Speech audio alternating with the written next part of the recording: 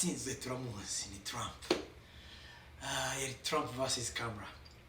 So sinzi umunsi nzapostinga ino video kuko ngiye kuryama urishe, ariko nashatse kuvuga gukora ka message gatoya kari simple kugira ngo dusobanukirwe.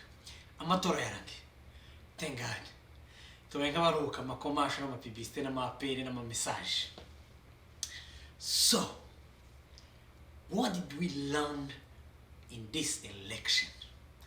Or what can we learn out of this election, the campaign and stuff? So I'm going to be doing some videos. I'll be throwing back, think and share some lesson about what I think about the election.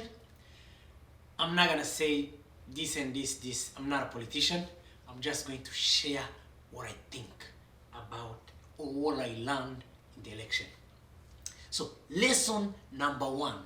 If you are new here to this channel, ani kuri Mr. and Mrs. Muyoboke, ushaka kudukurikira kuri Instagram, TikTok, Facebook, Instagram, YouTube. Nimba utara subscribinga, please subscribe.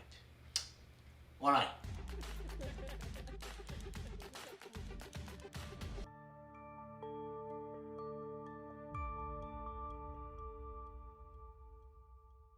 I learned about the election. Muri 2016, a lot of people came out and voted for Trump. In 2020, same people came out and voted against Trump. In 2024, a lot of people came back and voted for Trump. So, what can we learn out of this? Let me tell you something. This is a lesson number 1. I'm going to come back with other lessons about this. What did I learn? What can we learn out of this? So, number 1, people change. People change. Abantu barahinduka. People change. They can vote you yesterday and today it's not gonna be the same.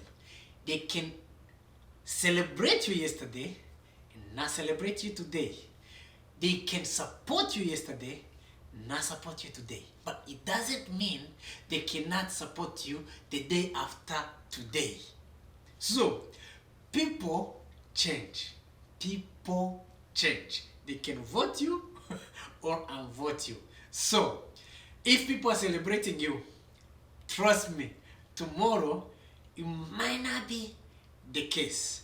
So if people hate you today or they did not vote for you today, don't give up.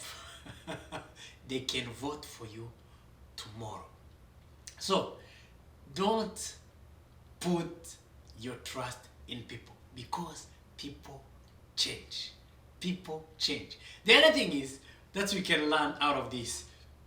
Our God is unchangeable. He doesn't get elected. Imana yacu ntabwo itorwa, nta muntu uyitora, ntabwo ijya ku ngoma wikurweho, ntabwo ikurwaho n'ibihe, ntabwo ikurwaho n'amatora, ntabwo yashizweho n'amatora, ntabwo ikurwaho n'amatora. Our God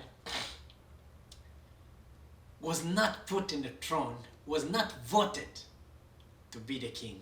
Is not going to be voted out the office. The reign of people, ubutegetsi ubutware bw'abantu bubaho igihe runaka bukarangira ikindi gihe, buraza bugashira, bugira itangiriro bukagira n'iherezo. But remember, our God is Alpha and is an Omega. He doesn't change. He doesn't get voted. His celebrity does not change. He's an unchangeable God. Time, people, circumstances does not change them. Abantu batoye Trump. The people who voted for Trump 2016, they did not vote for him in 2020 because people change. The situation change, people change. I'm not trying to be political. I'm not saying why, but I'm just telling you, he's a man. What he promised to do in 2016, maybe he did it, maybe he did not. I'm not a politician.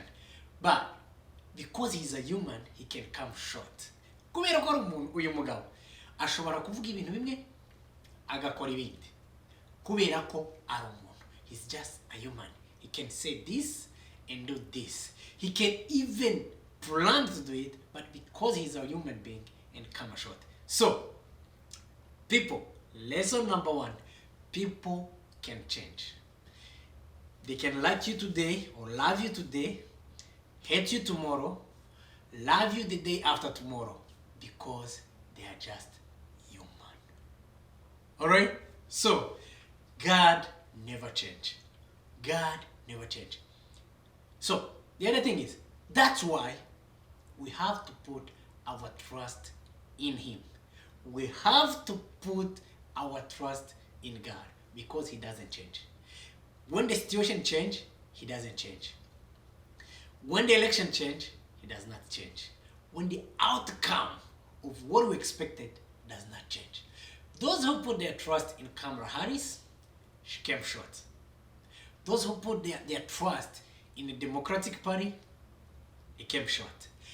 Even those who put their trust in the Republican Party, maybe in 4 years, they might change their minds.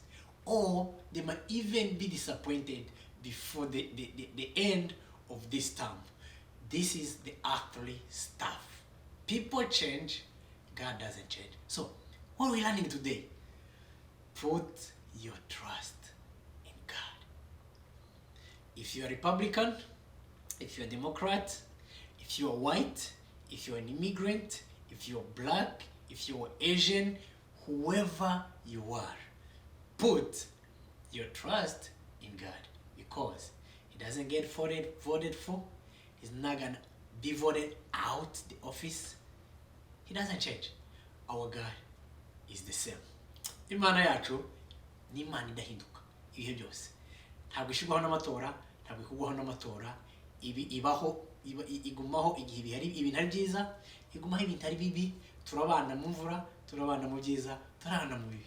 Mugire intege ibyiringiro byacu tubishyire ku Mana. I love you. All right. See you later.